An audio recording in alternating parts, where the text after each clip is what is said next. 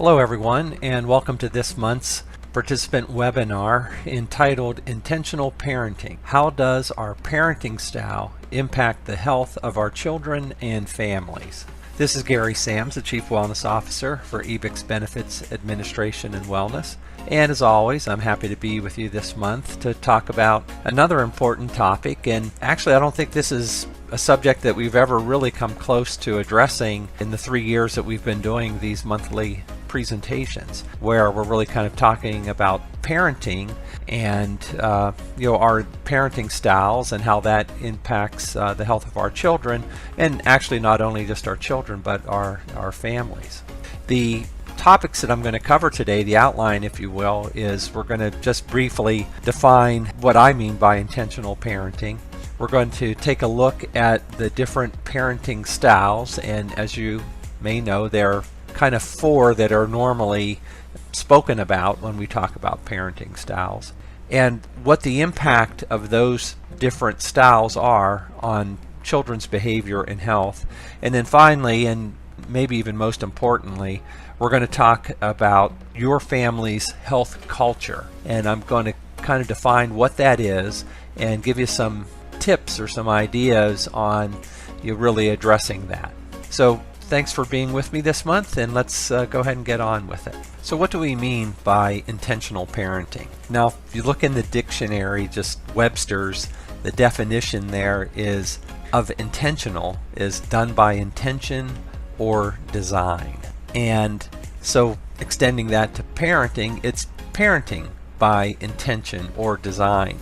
And if you can see the photo and the caption that I have there in the presentation, it says, "What's the plan?" And so for me, when I think of intentional parenting, and I am a parent, and although sometimes thankfully and sometimes sadly my children are grown, but I found that probably most of you can relate to that no matter how old your kids are, they're still your kids, just like how we are with our parents. Even though we may be more than grown, that relationship is always there. But it's, when I think of intentional parenting, it's your plan for parenting. And in this context, how does that plan and how does our parenting affect health? That's really what we want to get into. So I mentioned that there are four basic parenting styles, and those are typically defined as authoritarian, permissive, authoritative, and uninvolved. And I'm going to just go through those briefly. So when we talk about an authoritarian parenting style, it's parents who tend to demand strict obedience and don't explain their rules or decisions to kids, and sometimes punish children without showing much warmth or support. And that's a very authoritarian style. And kids who grow up with authoritarian parents are more likely to be afraid of new situations and suffer from low self-esteem and sometimes depression.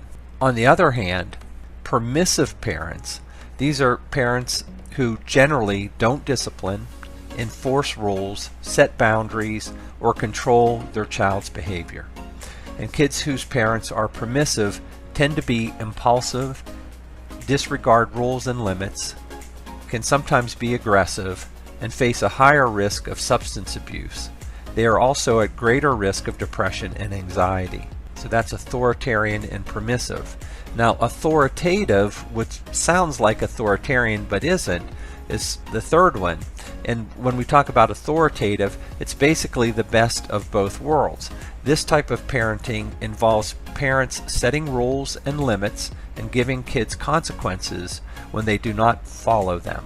But authoritative parents are also emotionally responsive and warm, and make a habit of listening and communicating with their children. Kids whose parents use this authoritative style of parenting tend to grow up with better emotional health, social skills, and resiliency, and are more likely to have secure attachments with their parents. And then the final category is, unfortunately, uninvolved, and those are parents who are largely uninvolved and generally have little communication or involvement with their kids. They are not warm and responsive to kids' emotional needs and don't pay much attention to supervising or disciplining kids.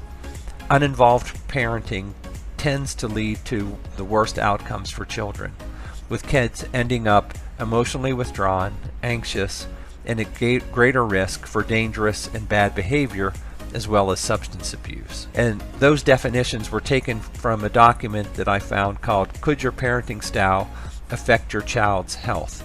And I have that referenced in the presentation. So we just sort of reviewed generally those styles and what that can do for children's health. So what parenting style is the best for kids' health? And this comes from Dr. Nicholas B. Allen, PhD. He's a professor of clinical psychology at the University of Oregon.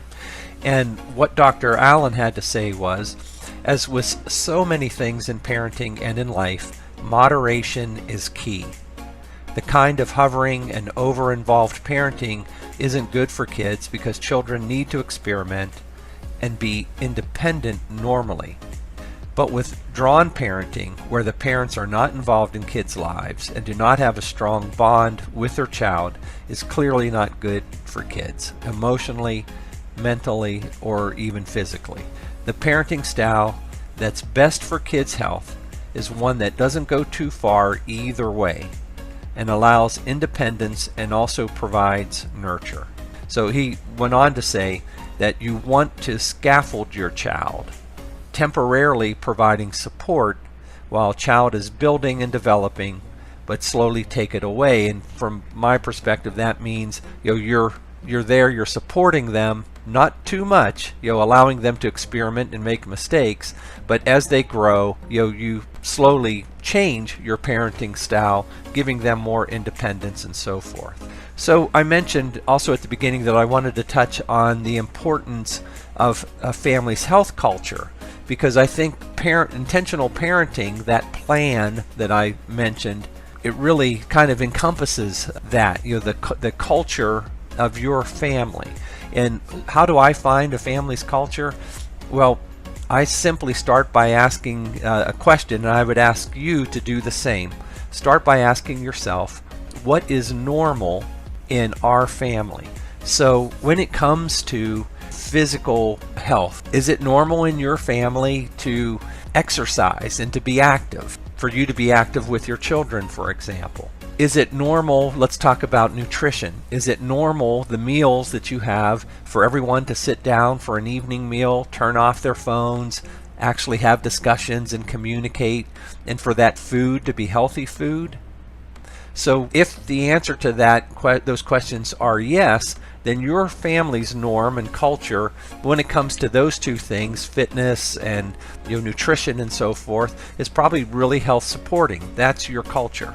But I think the point that we need to do is that we have to have a plan to address our child's physical health, mental and emotional health, spiritual health.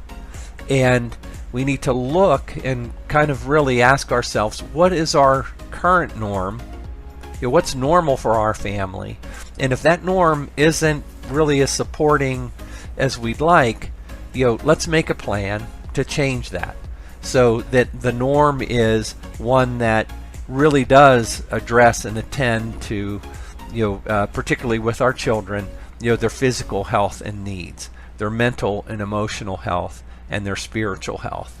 And I think if we do that, if we're intentional, we end up raising happy, healthy children, and we have a happy, healthy family.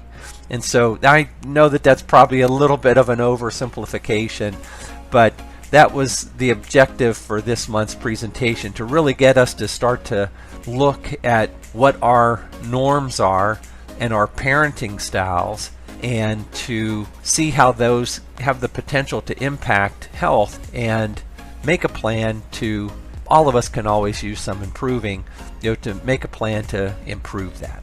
So as always, I thank you so much for your attention and wish nothing but the best for you and your families, and that you have that healthy family culture. In my experience, culture, whether it's at work or at home, in your community, in other words, those norms are really powerful when it comes to the life that we experience. So wish you all the best with that. Thank you so much.